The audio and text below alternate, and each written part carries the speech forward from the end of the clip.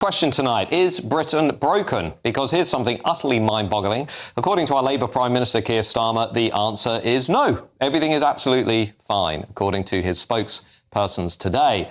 Well, I honestly don't know what planet Keir Starmer is living on, because just look around the country that we are living in today. Economically, we are facing soaring inflation. The current rate of 3.8% is nearly double the Bank of England's target. Food prices almost certainly going to go up by an estimated 6% in the rest of this year. Unemployment, meanwhile, stands at a 4-year high. Businesses are closing at the fastest rate in this country since the days of COVID. Productivity is falling through the floor. GDP per capita, a key measure of living standards, has now sunk so low that it is lower than in Italy. Our living standards are lower than our Italian counterparts. The British housing stock is also reaching breaking point. In the middle of one of the worst housing crises on record, we're still allowing net migration of upwards of 400,000 people every year. Now, despite promising to build 1.5 million new homes, this Labour government managed to build just 90,000 between July and December last year, an even slower rate of house building than the Tories managed before them. It seems that the only way to guarantee yourself a home in modern Britain is to arrive on a small boat, which leads me on to the undeniable disaster that our borders have become. Now, later in tonight's show, we're going to be looking at that Home Office data in a lot of detail and showing you just how much chaos and carnage is unfolding on the borders. Illegal migration, of course, now hitting record highs under Labour. 28,000 illegal migrants have crossed the English Channel this year alone. That is up 50% on the same point last year. There is no evidence this Labour government is smashing the gangs. Quite the opposite. The number of asylum seekers being housed in hotels, meanwhile, is up 8% too, suggesting that this crisis is just getting worse. And it's not just me who's thinking this way. The British people also seem to agree. 2/3 of the entire country say Britain is already broken. Now, by pretending that the country he's running into the ground is in fact plodding along quite nicely, Sir Keir Starmer, of course, is again showing how completely and utterly adrift both he and Rachel Reeves are from the concerns of ordinary Brits. We can all see what's happening to our country. We can all see what's happening to our local communities. We are not blind. All Number 10 have to offer as reassurance seems to be more gaslighting and attempts to divert the blame. What we now need to do, rather than just complain about this dire state of affairs, is try to do something to fix it. Now, on this show, we're constantly suggesting positive alternatives on how to fix Britain. Leave the European Convention on Human Rights so we can deport foreign criminals and control our borders. Lower the highest tax burden this country has faced in decades. The list goes on and on. There is a better way forward for Britain, and almost all of us can see it. We can feel it. We just need to follow that path. The only person, of course, who can't see it, it seems, is the man in charge of the country. As ever, let me know your views at gbnews.com/your say. Of course, you can reach us at gbnews. Using the internet without a VPN, a virtual private network, is a bit like taking to the road without car insurance. All it takes is one unlucky moment to cost you a lot of cash. This video's sponsor is Private Internet Access. They are the VPN to help keep you safe. Click the link in the description below to find out why over 30 million people have downloaded PIA to protect themselves online. A virtual private network is an app that hides your IP address and helps keep your data private. When you're browsing the internet at home, you give up a large amount of data to businesses, to shops, and indeed to social media giants too.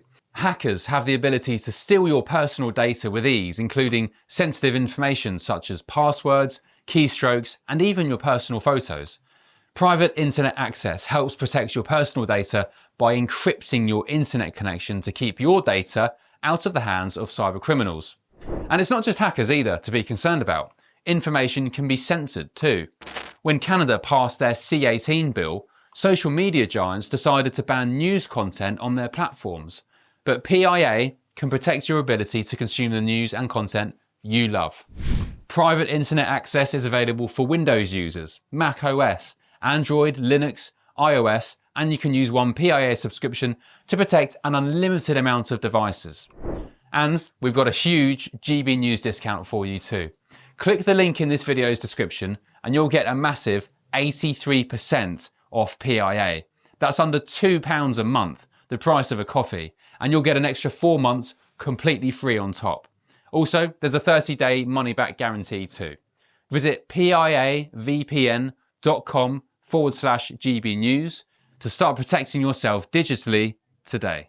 Joining us now is former Labour Cabinet Minister Shaun Woodward. Shaun, thank you for joining us. Britain is broken. Well, no, it's not, says Keir Starmer. Yet, yes, it is, says 2/3 of the British people. Look, there are a huge number of problems which the government has got to deal with. And I think, Matt, I just listened to what you said. And part of me would actually at this point, if I buy your prescription, just want to give up, because if that is the only way that you're going to look at Britain, then indeed it all seems pretty hopeless. But equally, I think if you could just take a step back, and you probably don't want to, so I'm not quite sure how much progress we'll make with this. I'm all ears, Shaun. I'm listening.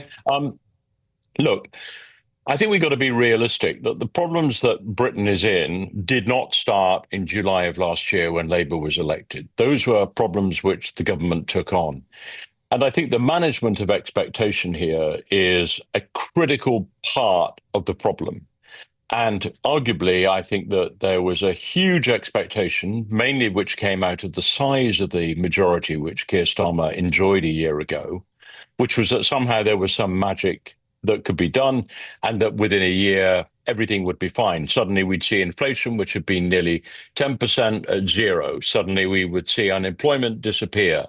We would see the boats just magically disappear out of the English Channel, that we'd have the NHS magically within a year all fine. Those things clearly have not happened.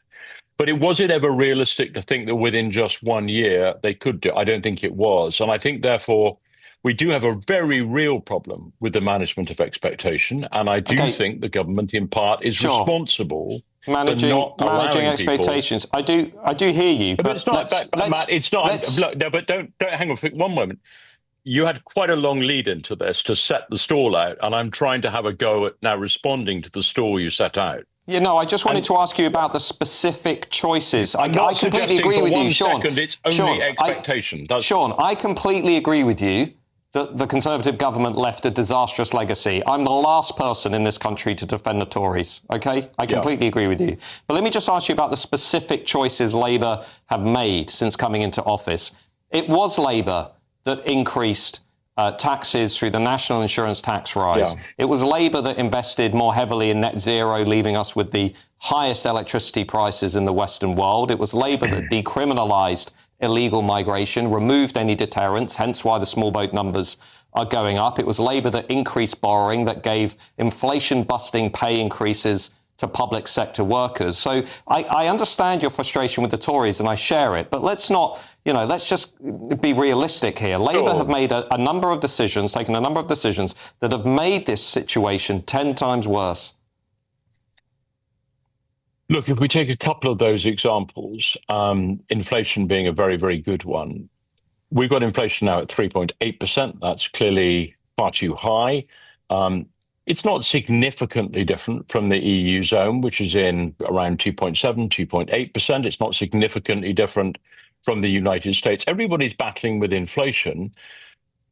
Let's also get into the framework. When you mentioned, for example, net zero, there's a very big decision, and I think it informs a lot of what this government is trying to do. Whether it succeeds, we'll have to see, which is that it has to actually effectively put in place some 10-year plans. Those 10-year plans mean, for example, with energy, that we have decided that the right thing to do for the long term in Britain is to move to net zero. Now, the cost of doing that in the short term has undoubtedly contributed to energy inflation.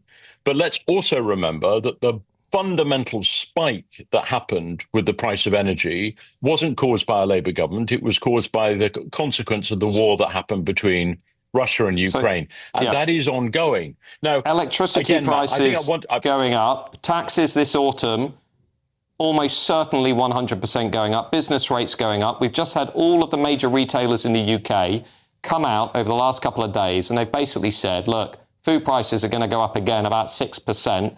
And they say specifically, because this Labour government has increased taxes through national insurance and increased business rates. So I'm a bit tired, and I think many people out there are a bit tired, of hearing about the Tory legacy, because we have all seen this government make a number of disastrous decisions, and the small boats are another example of that. It was Labour that decided to remove the deterrence, to decriminalise illegal migration, to remove age checks, to make it easier for people to come into this country, to approve the vast majority of asylum claims and then wonder why more people are coming into the country, because guess what, we're approving the vast majority of claims. I would just like to see this Labour government take some responsibility for some of the decisions it's taken, because Sean, I'll be honest with you, the next 3 months, I'm really worried about where this country's going with the economy. I think the cost of debt is going to spiral, and I suspect at some point, we've got Liam Halligan on the show later on, I suspect what he's going to be saying is it's only a matter of time until we get some kind of IMF intervention saying, you know what, the numbers don't make sense anymore in the UK. Nothing adds up anymore. Your debt is out of control.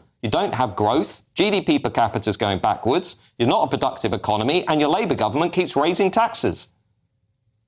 Well, again, if you put all those things together, you can produce the picture that you've done. And when you say, for example, you're tired of hearing it being blamed on the Tories, I'm really sorry if you're tired, but that is the truth. We inherited this economy. We inherited this debt. We inherited this lack of investment. When you say, for example, that the government just gave inflation-busting increases in the public sector, what did you actually want to happen, Matt? Did you actually want the NHS to be completely broken to the point whereby there would be no opportunity of a 10-year plan to fix it, because effectively you just tear it up and think it cannot be broken and it cannot be fixed? The government is trying to fix it. And I'm really sorry that, you don't want to talk about the Tories' inheritance. But the fact of the matter is, for 15 years, we lived with a Tory program which failed to invest, failed to give the public sector workers the pay increases which allowed them to keep pace. Look, it's really difficult. There's no question about that. And I'm not remotely saying that this is about only expectation management. The problem we've got is that the problems of the world are so great. The problems which we've all had to face with energy prices in the UK are especially great, not least because the previous government for 15 years did nothing to invest in the energy structure of this country. As a consequence, we are entirely dependent. We're going to continue debating these issues in a second with the panel, so I just wanted to take a moment to thank you for your time.